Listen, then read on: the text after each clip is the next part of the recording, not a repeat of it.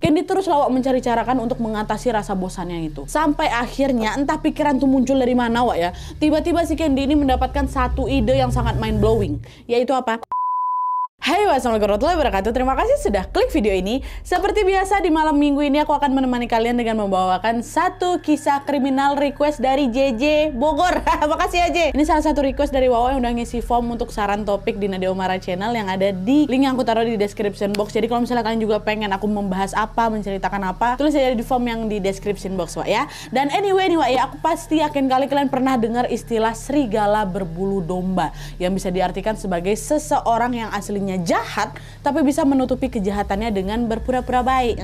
Nah, istilah ini memang cocok sekali dengan kasus yang akan aku ceritakan ke kalian malam ini Wak, yaitu tentang dua orang perempuan yang sejak lama bersahabat baik, bestie kali mereka ini. Saling jadi tempat cerita dan bahkan nih Wak ya, masing-masing anak mereka juga bersahabat loh. Jadi ibunya nih sahabatan, anak-anak mereka juga ikut sahabatan gitu. Tapi dibalik semua kebaikan itu ternyata salah satu dari mereka ini keji kali Wak. Dia ini tega merusak keluarga sahabatnya sendiri dan bahkan sampai menghabisi nyawa sahabatnya itu. Lalu ketika kasus ini terungkap, polisi itu sampai hampir terkecoh gitu loh, karena si pelaku ini betul-betul kelihatan macam orang baik kali Wak. Nah, penasaran kalian kan Wak, emang masalah apa sih yang membuat sampai persahabatan mereka ini hancur dengan cara yang sangat tragis? Jadi tanpa berlama-lama kita langsung masuk aja ke ceritanya ya. Check it out.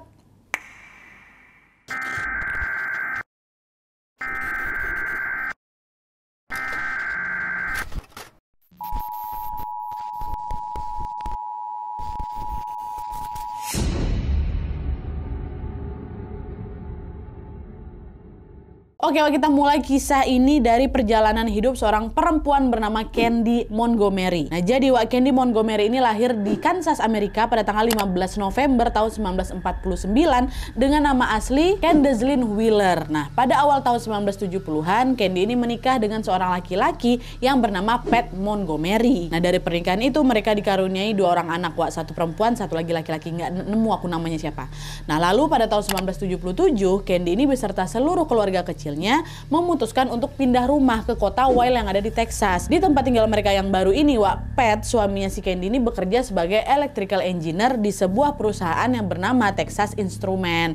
Nah, dengan pekerjaan itu Pat ini bisa menghasilkan uang lumayan loh Wak, sebesar 70.000 USD dalam satu tahun. Kalau sekarang tuh kurang lebih tuh sekitar 340.000 USD atau sekitar 5,4 miliar rupiah per tahun kalau sekarang ya. Nah, karena uang yang didapatin sama Pat udah lebih dari cukup, mereka pun mampu Wak membeli rumah yang bagus, yang layak untuk dihuni bersama. Dan selain itu Candy ini juga jadi nggak perlu bekerja Wak, dia tetap stay di rumah sebagai ibu rumah tangga dan mengurus kedua anak mereka tadi. Candy pun menjalankan perannya sebagai istri dan ibu dengan sangat baik. Setiap jam 5:30 sore itu Wak, Candy ini pasti sudah menyiapkan makan malam di atas meja mereka sehingga keluarga mereka ini bisa langsung makan bersama setiap kali si Pat itu pulang kerja gitu. Dan nggak cuma itu aja Wak, sembari mengurusi anak-anak mereka serta juga kebutuhan rumah, Candy ini juga mengisi waktunya dengan aktif berkegiatan di gereja di mana dia tergabung sebagai kelompok choir atau paduan suara. Nah, karena aktif berkegiatan di gereja ini, Candy pun jadi punya banyak teman baru lah ya kan di sana. Nah, salah satunya yang sangat dekat sama Candy adalah seorang perempuan Wak bernama Betty Gore. Nah, sejak mereka pertama kali bertemu, tidak butuh waktu yang lama bagi Candy sama Betty ini untuk saling akrab Wak. Kenapa? Karena si Betty ini juga ternyata memiliki banyak sekali tuh kesamaan sama si Candy. Mereka ini macam sefrekuensi gitu lah Wak. Betty ini juga tergabung di grup choir yang sama-sama si Candy. Betty ini juga sudah menikah. Betty juga sama-sama udah punya anak. Dan bahkan anaknya Betty yang bernama Alicia Wak juga bersahabat baik tuh dengan anak sulungnya Candy yang aku nggak nemu namanya siapa ya. Nah, dari kesamaan-kesamaan itu, obrolan antara Candy sama Betty ini pun ya jadi nyambung lah. Keduanya jadi sering ngobrol bersama dan jadi tempat curhat tuh untuk satu sama lain gitu. Dan jadi bestie kali lah mereka. Nah, dari hal-hal yang sudah aku ceritakan tadi, kehidupan seorang Candy Montgomery ini terlihat sangat bahagia kali kan Wak ya. Keluarganya rukun, secara finansial juga tercukupi, aktif juga berkegiatan di gereja, punya sahabat baik dan lain-lain. Tapi ya itulah dia, di balik semua kelebihan yang aku sebutkan tadi Wak, ternyata diam-diam si Candy ini ngerasa ada yang kosong di dalam hidupnya. Bagi si Candy Wak, hidupnya ini kok lempeng-lempeng aja ya, kok jadi membosankan ya gitu. Sehingga dia ini ingin ada sesuatu yang lebih menantang lah gitu di hidupnya. Candy terus lawak mencari cara kan untuk mengatasi rasa bosannya itu. Sampai akhirnya entah pikiran tuh muncul dari mana Wak ya. Tiba-tiba si Candy ini mendapatkan satu ide yang sangat mind blowing. Yaitu apa? Candy berniat ingin melakukan perselingkuhan. Di situ Candy mikir, sebenarnya suami aku ini si Pet ini orang yang baik kok. Pekerjaannya juga oke, dia pun juga ganteng gitu kan, dia bisa ngasih aku uang banyak. Tapi dia ini pendiam kali, ngebosenin. Gak cocok buat aku yang punya jiwa petualang ini. Pokoknya udahlah, mulai besok aku mau cari laki-laki lain aja lah yang lebih menarik lagi daripada si Pet. Laki-laki yang bisa bikin hidup aku ini lebih seru. Gitu. Udah baik-baik hidupnya kayak gitu kan, punya pula dia keinginan buat selingkuh supaya lebih menantang aja gitu, Wak. Nah, dah tuh akhirnya Candy pun mulai merealisasikan niatnya dalam mencari selingkuhan. Sampai akhirnya di musim panas tahun 1978, Wak, ada seorang laki-laki yang sangat menarik perhatiannya si Candy. Dan laki-laki itu bukan orang yang asing. Sebenarnya Candy ini juga udah mengenal dia sejak lama, Wak, karena mereka juga sering ketemu nih di gereja kan. Dan laki-laki itu adalah Alan Gore. Kok agak familiar ya Nadia namanya? Gore. Dari namanya kalian udah bisa nebak kan siapa dia nih? Alan ini adalah suami dari sahabatnya sendiri, which is suaminya Betty, Wak. Betty Gore sama Alan Gore ini pasangan suami istri. Dia naksir sama si Alan Gore. Terus kenapa Candy ini bisa tiba-tiba tertarik sama si Alan, Nadia? Bukannya Candy ini pasti tahu kalau Alan ini suaminya si Betty? Nah, jadi Wak, ceritanya nih pada suatu malam Candy sama Alan ini ikut serta dalam pertandingan voli yang memang diadakan sama gereja mereka. Dan kebetulan dalam pertandingan voli itu Candy sama si Alan ini satu tim. Lalu ketika pertandingan itu sedang berlangsung, adalah itu satu momen di mana Candy sama si Alan ini nggak sengaja bertabrakan. Waktu mau nangkap batu, batu pula, nangkap bola. Ada tabrak lah gitu kan. Jadi waktu itu macam orang lagi terhipnotis lah, Wak. Si Candy ini langsung terpukau menatap si Alan. Seksi juga laki-laki ini ya. Aku yakin nih dia pasti bisa bikin hidup aku lebih berbunga-bunga lagi, kata dia gitu. Nah, sejak kejadian itu Candy pun ya jadi nggak bisa, Wak, berhenti memikirkan Alan nih suami sahabatnya, sampai dia pun nekat mendekati Alan. Betul, nekat dia dideketinnya kan. Nah, dari sinilah, Wak, perselingkuhan antara mereka berdua itu dimulai.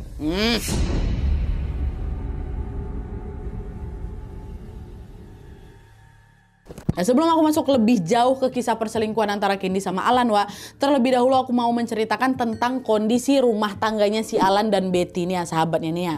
Jadi sejak Betty sama Alan Gore ini pertama kali bertemu, Wak, keduanya tuh dengan cepat langsung jatuh cinta dan excited kali tuh untuk memulai hidup bersama. Keduanya pun menikah pada bulan Januari tahun 1970 ya. Nah, setelah menikah, Betty sama si Alan ini menjalani rumah tangga mereka dengan sangat-sangat bahagia, Wak. Tapi keadaan itu perlahan-lahan berubah ketika Alan ini sudah mulai sibuk kerja. Jadi Alan ini memang dikenal sebagai orang yang pekerja keras sekali lah, Wak. Dia ini sering sekali dipercaya untuk ikut serta dalam berbagai tugas yang ada di kantornya. Salah satu yang paling sering dia lakukan adalah tugas di luar kota. Itu pun gak sehari 2 hari, Wak. Nah, alhasil Betty pun jadi sering lah ditinggal sendirian di rumah kan. Dia pun juga jadi ngerasa kesepian. Nah, kesepian yang dirasakan sama si Betty ini semakin parah lagi ketika dia melahirkan anak pertamanya, si Alicia itulah. Dimana pada saat itu si Betty ini mulai mengalami sebuah gangguan yang disebut sebagai postpartum depression atau depresi pasca kelahiran ya. Nah, kondisi inilah yang membuat si Betty ini semakin gak mau lagi ditinggal sendirian sama si Alan. Betty ngerasa resah kali itu setiap kali dia berjauhan sama suaminya, sehingga dia ini jadi sering sekali nelpon si Alan di jam kerja, Wak. Dan ini nelponnya juga gak normal.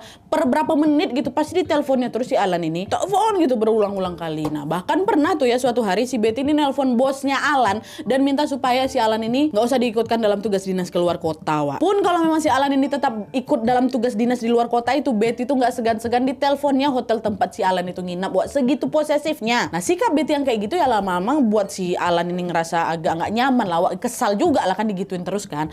Lalu tepat ketika rumah tangga si Alan sama si Betty ini mulai nggak kondusif, disitulah si Candy nih masuk nyelip dia. Sampailah pada suatu hari di bulan Oktober tahun 1978, setelah Alan sama si Candy ini selesai main volley di pertandingan yang berbeda, Wak, ya. Bukan waktu kejadian mereka ketabrak itu, bukan, beberapa saat kemudian ada tanding lagi lah gitu kan, dia kepikiran sama si Alan terus kan. Nah, waktu selesai tanding ini si Candy nyamperin si Alan, dia ngomong gini, Wak, Alan, selama ini aku sering mikirin kamu loh, dan itu sangat ngeganggu aku kali. Aku tertarik kali sama kamu, Alan, tapi aku juga nggak tahu nih apa yang sebenarnya aku inginkan. Yang jelas aku capek terus-terusan kepikiran kamu, dan aku cuma pengen kamu tahu itu katanya ke suami sahabatnya tuh. Dan setelah ngungkapin perasaannya itu udah Candy cabut aja tuh, dia pergi, dia nggak nunggu responnya Alan, dia langsung masuk ke dalam mobilnya meninggalkan si Alan yang ngomong apa dia nih? Alan juga terkejut, tiba-tiba kok sahabat istri yang ngomong kayak gitu. Dia kaget, Wak, sambil juga mikirin ucapan si Candy tadi. Nah, lalu sekitar seminggu kemudian, Wak, Alan pun memberanikan diri nih nanya ke si Candy langsung. Candy, kemarin kamu bilang kalau kamu tertarik sama aku kan? Terus apa yang mau kamu lakukan dengan hal itu? Kepancing Alan dengar pertanyaan si Alan, tersenyumlah si Candy, dia bilang, kamu tertarik nggak buat selingkuh? Katanya. Jawaban Candy lagi-lagi bikin si Alan ini terdiam, Di satu sisi sebenarnya Alan ini juga tertarik pula sama si Candy, Tapi di sisi lain dia juga nggak mau nyakitin perasaan istrinya si Betty, dan dia juga nggak mau ngerusak rumah tangganya sendiri. Apalagi pada saat itu, nih waktu udah siapa ini nyelip, kondisinya si Betty itu udah hamil anak kedua. Dan selain itu Alan ini juga tahu gimana sakitnya diselingkuhi karena di awal pernikahan mereka, ternyata si Betty dulu pernah ketahuan selingkuh juga. Jadi si Alan ini bukan mau balas dendam, dia malah nggak mau melakukan kesalahan yang sama seperti yang sudah dilakukan sama istrinya. Akhirnya situ Alan bilang lah ke Candy kan, aku nggak mau lah, aku nggak yakin mau selingkuh dari Betty. Tapi coba aku pikir-pikir dulu ya, katanya. Aduh, gimana sih Lan? Ndak iya juga nih. Udah Candy bilang, oh ya udah kamu pikir-pikir aja lah dulu. Nanti kalau misalnya kamu sudah siap, ayo kita ngobrol lagi. Tuh kata Candy, Hari-hari pun berlalu dan tanpa terasa sudah lewat 3 minggu sejak Alan sama si Candy terakhir ngobrol tadi, Pada saat itu Alan ini belum ngasih kabar lagi, belum. Candy pun waktu itu udah mulai putus asa, karena dia mikir, Alan ini nggak mau nih pasti ngejalanin hubungan romantis sama dia kan. Tapi dugaan itu ternyata salah, karena pada saat si Candy berulang tahun ke-29 pada bulan November 78 itu, Alan tiba-tiba ngubungin dia bilang, selamat ulang tahun ya. Ayolah yuk kita rayain sambil makan siang bareng yuk. Sekalian ada yang mau aku diskusikan sama kamu, kata si Alan kan. Oke, baik, maulah si Candy. Nah pada saat mereka ketemu, di situ Alan memberikan kantong kecil berisi permen rasa kayu manis yang bernama Red Hots. Nah di dalam kantong itu juga ada kartu ucapan, bertuliskan for the last of the Red Hot Lovers. Nah FYI, kalimat tadi ini diambil dari sebuah film dengan judul The Last of the Red Lovers loh, yang tayang pada tahun 1972. Nah kalimat tadi tuh memiliki makna tersirat. Ada maksudnya, bahwa si Alan ini ingin mengalami pengalaman seksual sama si Candy, yang mana pengalaman itu akan menjadi pengalaman paling menarik dalam hidupnya. Intinya kayak gitulah. Nah Candy memang mengetahui makna dari kalimat itu waktu membaca. Terus senyum-senyum sendiri dia. Dia tahu betul kalau kalimat itu menunjukkan bahwa Alan setuju dengan rencana perselingkuhan mereka. Akhirnya nih selama makan siang kan, mereka lagi makan siang kan, Alan sama si Candy banyak berdiskusi membahas tentang rencana perselingkuhan mereka. Berdiskusi dulu mereka sebelum mereka selingkuh gitu. Jadi plus minusnya selingkuhan itu apa, kenapa harus selingkuh dan kenapa nggak boleh selingkuh, resikonya ini apa, kapan dan di mana mereka bisa ketemuan, apa yang harus mereka lakukan kalau misalnya aksi ini ketahuan dan lain-lain. Itu didiskusikan berdua, karena memang sama-sama sepakat masing-masing mau selingkuh ya kan. Dan diskusi antara Candy sama Alan ini nggak selesai dalam 1 hari itu aja loh, nggak. Mereka terus membahas hal itu sampai 1 bulan lamanya.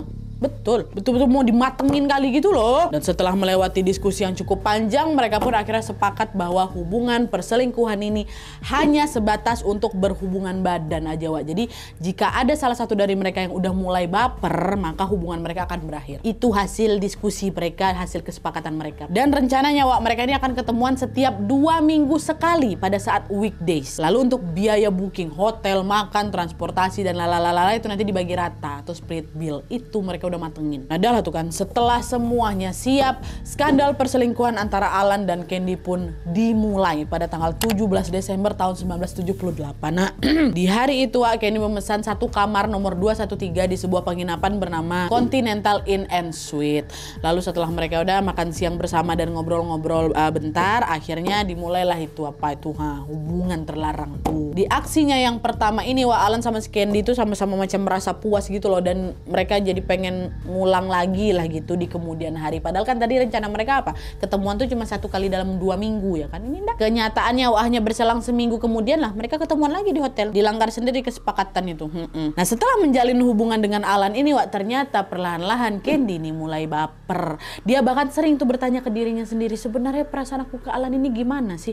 Apa mungkin ya sebenarnya nih aku udah mulai jatuh cinta sama si Alan? Nah karena Candy terus-terusan kepikiran hal itu, akhirnya pada bulan Februari tahun 1979 Candy pun memutuskan untuk bilang langsung ke Alan, kayaknya aku udah mulai sayang lah sama kamu, aku harus kayak gimana ya, katanya. Nah mendengar hal itu, Alan pun meyakinkan Candy kalau hubungan mereka ini nggak bisa sampai sejauh itu. Ingat kesepakatan kita apa? Di dalam hubungan ini nggak boleh pakai perasaan. Dan diingetin sama si Alan kayak gitu, udah kamu nggak boleh kayak gitu, gitulah karena. Tapi walaupun kayak gitu, aksi perselingkuhan itu tetap berlanjut sampai berbulan-bulan kemudian, sampai akhirnya pada awal bulan Juni, Alan bilang ke Candy kalau dia mau istirahat sebentar dari hubungan ini. Kalian ingat kan si Betty kan lagi hamil anak kedua kan? Nah di situ Alan ini pengen fokus sama si Betty dan juga pengen fokus ke persiapan kelahiran anak mereka. Candy juga nggak keberatan dengan hal itu. Dia pun membiarkan si Alan ini untuk mengurus keluarganya hingga anak kedua Alan ini pun lahir pada bulan Juli tahun 1979 ya.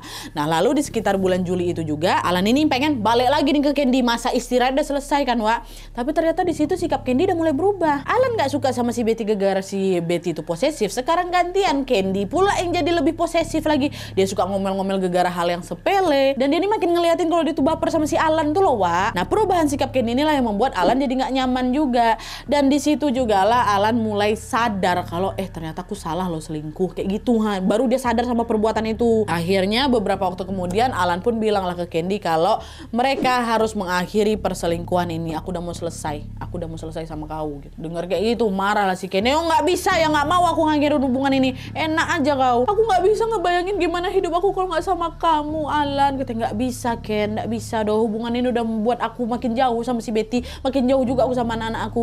Pokoknya sekarang aku mau fokus memperbaiki hubunganku sama si Betty aja ya, sama anak-anak aku ya. Aku juga ada rencana mau ikut konseling pernikahan biar hubungan aku sama Betty bisa dekat lagi. Itu kata Alan. Nah mengetahui kalau Alan ini sudah mantap dengan keputusannya, Wak Candy cuma bilang, oh ya udahlah kalau kayak gitu, aku nggak bakal nyari kau lagi ya. Aku nggak mau nelpon kau lagi. Aku juga udah nggak mau tahu lagi kabar kau kayak gimana, dan kita udah nggak perlu lagi ketemuan. Kata siapa? Kata si Candy. Marah si Candy situ kan. Nah setelah perdebatan itu, skandal perselingkuhan antara Alan sama si Candy ini pun resmi berakhir.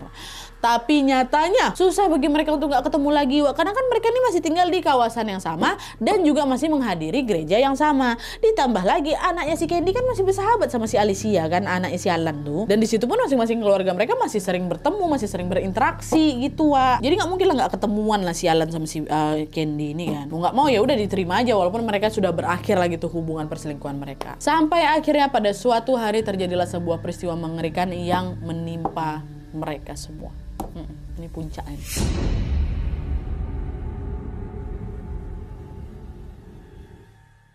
Nah jadi ceritanya Wak, pada hari Jumat tanggal 13 Juni tahun 1980, Alicia, anaknya si Betty ini sama anaknya Candy berencana mau nonton film bareng Wak di bioskop.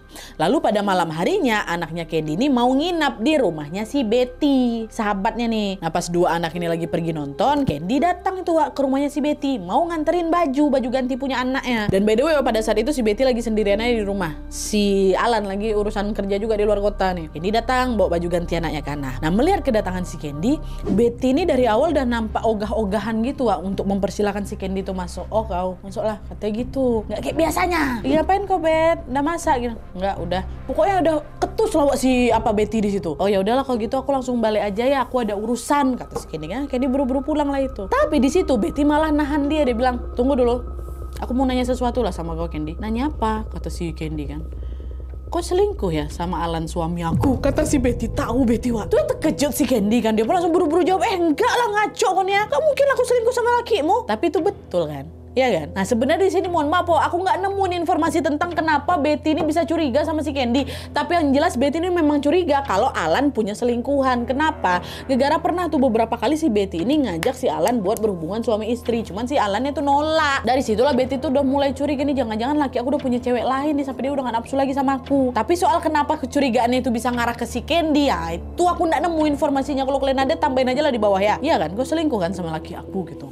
Setelah didesak berkali-kali ke sama si Betty Wak, Candy pun ngaku di situ. Iya Wak, aku pernah selingkuh sama Alan, tapi itu udah lama kali kok dan hubungan kami udah selesai. Kata siapa? Kata Candy ngaku dia kan. Nah mendengar pengakuan Candy di situ Betty nggak jawab apa-apa Wak. Betty cuma terdiam aja sambil dia berdiri tuh. Dia melangkahkan masuk ke dalam gudang rumahnya. Terus Betty muncul lagi nih, nemuin si Candy masih terduduk di situ kan. Cuman waktu itu posisinya Betty udah bawa kapak Wak. Bawa kapak. Dia acungkannya ke si Candy kan. Jangan pernah kau nampakkan muka aku depan aku lagi. Itu kata Betty Wak. Bawa kapak dia ancam gini. Dan setelah mengatakan hal itu, Betty itu lalu langsung ditaruhnya kapak itu ke lantai. Jadi Betty cuma menggunakan kapak itu cuma buat nakut-nakutin si Candy aja. Dan setelah itu terak ambruk tubuhnya si Betty itu di lantai. Wah, dia macam terpukul kali, shock gitu loh dia sampai terjatuh gitu. Kasihan si Candy. Nah, dengan santainya Candy tuh mengucapkan sesuatu yang memicu kemarahannya si Betty. Dia bilang apa? Setelah semua yang terjadi, aku yakin kau udah gak menginginkan Alan lagi. Katanya gitu. Nah, mendengar ucapan itu naik pitam lah si Betty. Langsung diserangnya si Candy, Wak. Tapi gak pakai kapak ya, serang pakai tangan aja. Mereka berkelahi fisik gitulah. Wah, teman-teman jambak-jamban gitu kan. Nah, di situ baru si Betty tuh mau ngambil kapak tuh, Wak. Tapi di waktu yang sama malah si Candy pula yang berhasil ngambil kapak tuh duluan. Dipukulnya langsung kepala Betty, Wak. Tak sekali kan. Tapi gak ke bagian pisaunya, mungkin bagian gagangnya. Tak, jatuh lagi si Betty ini di lantai. Dan Candy memanfaatkan kesempatan itu buat kabur tuh. Tapi di luar dugaan, Wak, ternyata Betty ini masih bisa bangun. Dikejarnya lagi si Candy kan. Tapi karena pada saat itu posisi si Betty ini udah cedera di kepala gara-gara pukulan tadi, dia langkah si Betty ini oleng lah gitu kan, dan membuat Candy bisa dengan mudahnya ngambil balik itu kapak dari tangannya. Nah, karena si Candy ini merasa terancam gitu ceritanya, baru diantam si Betty lagi, Wak. Dan seperti orang gelap mata, Wak, Candy ini terus menghujamkan kapak itu sampai dia ini yakin kalau Betty itu udah gak bisa bergerak lagi. Iya, udah gak lama kemudian tubuh Betty pun tumbang. Dan setelah terkena kapak sebanyak 41 kali, Betty Gore pun akhirnya kehilangan nyawanya dengan sangat tragis di tangan sahabatnya sendiri. Mati Betty. Astagfirullahaladzim. Nah, di saat yang sama, Wak, Alan yang lagi tugas di luar kota itu beberapa kali juga coba tuh menghubungi si Betty lewat telepon. Tapi sampai jam 8 malam Betty nggak bisa dihubungi. Biasa dia cepat fast respon dia nih, tapi nggak diangkat. Udah mulai panik si Alan di sana. Dia nelpon lah tetangganya. Dia minta tolong, Pak, tolonglah Pak, cek kondisi Betty. Aku dari tadi nelfon dia nggak bisa. Tapi ketika tetangganya mengetuk-ngetuk dan juga memanggil namanya Betty dari luar, ternyata hasilnya juga sama, Wak. Tetap tidak ada balasan apapun dari dalam rumah. Anaknya belum balik tuh dari nonton bioskop belum. Nah, laporan dari tetangga itulah yang membuat Alan semakin panik lagi. Alan bahkan sampai nelpon beberapa rumah sakit yang di sekitar sana, Wak, untuk memastikan apakah ada pasien yang namanya Betty Gore atau kedua anaknya. Tapi lagi-lagi hasilnya nihil juga. Alan makin frustasi lah di sana kan, dia kembali lagi meminta tolong kepada tetangganya untuk terobos saja masuk dalam rumahnya. Tolong kau masuk dalam rumahku memang mungkin terkunci. Lakukan apa aja lah, mau kau dobrak, mau kau apain, yang penting kau bisa masuk ke dalam. Aku betul-betul khawatirin Betty sama anak-anakku, Pak, tolonglah gitu kan. Udah lah tuh kan, akhirnya betul dilakukan sama tetangganya. Sekitar jam 10 malam 3 orang tetangganya Alan datang ke rumah mereka, Wak. Lalu ketika mereka membuka pintu depan, belum didobrak lagi, ternyata pintu depannya nggak terkunci, Wak. Masuklah mereka kan, mereka periksa lah seluruh ruangan satu persatu. Pada saat mereka memeriksa bagian kamar, Wak, mereka nengok tuh ada anak bungsunya Alan yang masih baby ini sedang menangis dan hanya sendirian. Hal itulah yang langsung bikin mereka merasa ada yang janggal di sini kan. Mana mamanya kok anak kecil ditinggalin sendirian nih. Akhirnya salah satu tetangga Alan ini pun langsung mengamankan si bayi ini sambil melapor kejanggalan itu ke polisi. Sementara dua tetangga lain lanjut lagi nih, Wak, masuk ke dalam rumah dan memeriksa ruangan-ruangan yang lain. Nah, pada saat dua tetangga ini sampai di ruangan gudang, disitulah mereka menemukan sebuah pemandangan yang sangat-sangat mengerikan. Di sana barulah mereka melihat Betty terkapar di lantai dalam kondisi yang memang sudah tidak bernyawa dan juga bersimbah darah.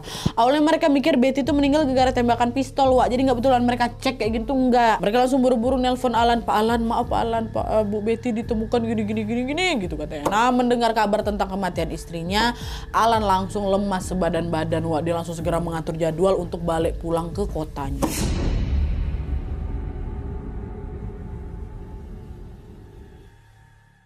Waktu itu Alan sampai di rumah pada keesokan paginya setelah Betty itu ditemukan meninggal dunia, Wak. Dan di hari itu juga polisi langsung memulai penyelidikan mereka.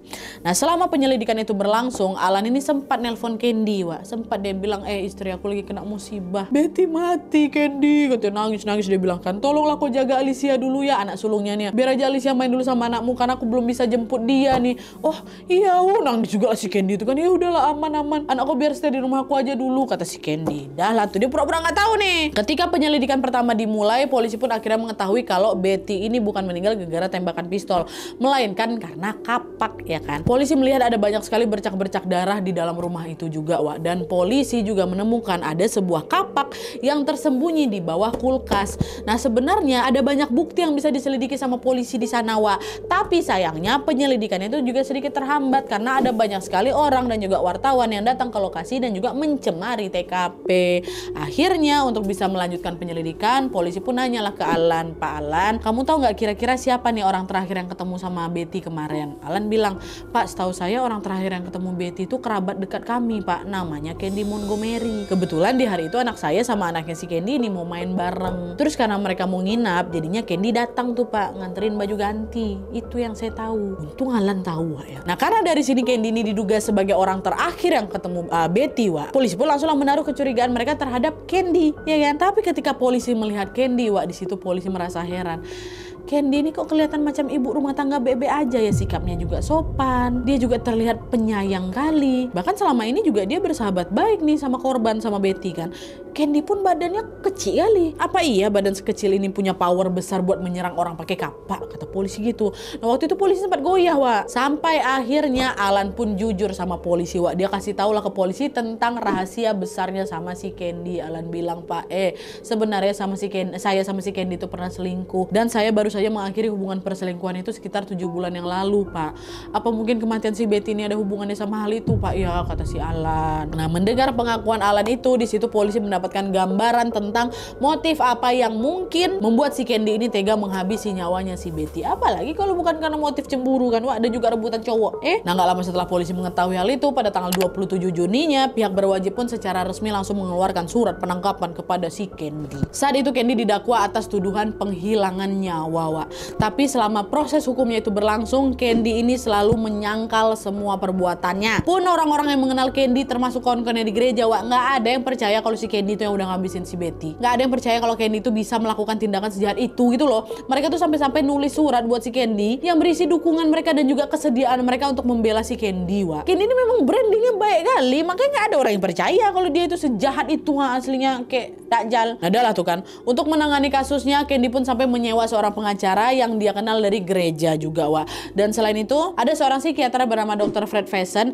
yang diminta untuk membantu jalannya penyelidikan nih dari tim kepolisian. Cobalah panggil psikiater gitu. Nah, nantinya Dr. Fred ini akan diminta untuk menghipnotis Candy agar Candy bisa menceritakan kembali semua yang dia ingat tentang hari naas itu, Wak. Atau hari ketika Betty ini kehilangan nyawanya gitu. Dan FYI, Wak, metode hipnotis ini dulu memang sering digunakan dalam menangani kasus-kasus kriminal ya. Nah, akhirnya Candy pun iya aja tuh katanya kan. Candy dijadwalkan untuk mengikuti sesi hipnotis sebanyak 3 kali. Dan selama sesi hipnotis itu berlangsung, Wak, Candy menceritakan semua kejadian di hari naas itu dengan lebih detail lagi nih. Dan dari hasil hipnotis itu, Dr. Fred tahu kalau memori sadarnya Candy atau kesaksian yang dia ceritakan dalam kondisi sadar pada saat diinterogasi, ternyata banyak yang berbeda dengan memori alam bawah sadarnya siapa? Alam bawah sadarnya si Candy. Kesaksian yang Candy ceritakan waktu sesi hipnotis beda. Nah, dari situlah Dr. Fred tahu kalau Candy ini sudah berbohong waktu lagi diinterogasi. Dan kesaksian yang dianggap paling valid adalah kesaksian yang disampaikan oleh Candy pada saat sesi hipnotis tadi itulah. Nah, dari situ Candy udah nggak bisa ngomong lagi. Candy pun juga diminta untuk melakukan rekonstruksi atau reka ulang dari kejadian yang ada di TKP ya. Dan setelah reka ulang itu selesai, Candy pun langsung diseret ke pengadilan pada bulan Oktober tahun 1980, Wak. Nah, pada saat di pengadilan ini, Wak, Candy bilang, "Saya hanya membela diri saya. Saya memang terlibat dalam kematiannya si Betty, tapi hal itu terjadi bukan atas rencana saya. Kapak yang menjadi senjata dalam kejadian ini kan kapak punyanya keluarga Betty, dan kapak itu juga disimpan di dalam gudang. Kalau memang kejadian ini sudah saya rencanakan, pasti senjata yang saya pakai ya bukan kapak itu. Pasti saya udah bawa senjata saya sendiri. Peristiwa ini terjadi murni karena saya mempertahankan diri saya, Pak. Betty kok yang mulai nyerang saya duluan." Nah, itu kata si Candy, Wak. Dan setelah Candy menyampaikan pembelaannya, persidangan pun dilanjutkan kembali. Persidangan kasus ini baru selesai di tanggal 30 Oktober tahun 1980, di mana pada hari itu juri akhirnya mengambil sebuah keputusan yang sangat memicu kemarahan banyak orang, Wak. Karena semua juri yang menangani kasusnya Candy menyatakan bahwa Candy tidak bersalah dan dia bebas dari segala tuntutan. Iya, bebas dia. Alasannya apa? Alasannya sesuai dengan apa yang sudah disampaikan Candy dalam pembelaannya, Wak. Candy melakukan hal itu tanpa sengaja dengan maksud untuk membela diri. Dah, lolos dia. Lolos. Jadinya nggak ada, Wak, yang dihukum dalam kasus ini. Nggak ada. Yang habisin nyawa si Betty juga udah dibebasin kok. Setelah persidangan itu, Candy pun bisa melanjutkan hidupnya kembali. Ya, kesal kan? Oke Wak, jadi itu tadi kasus kriminal tentang aksi penghilangan nyawa yang menimpa Betty Gore. Kasus ini betul-betul membuat aku ngerasa miris sekali sih. Kok bisa ya ada orang yang tega menusuk sahabatnya sendiri dari belakang?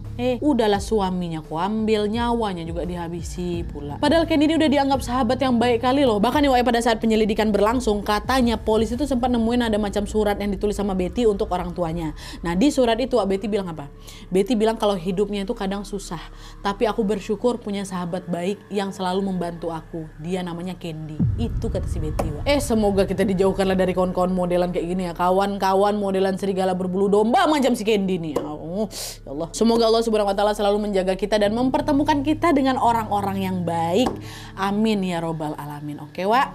Jadi sekian dulu videonya. Terima kasih banyak yang sudah menonton. Kalau kalian suka video ini, klik like-nya. Jangan lupa komen di bawah dan saran-saran untuk video selanjutnya.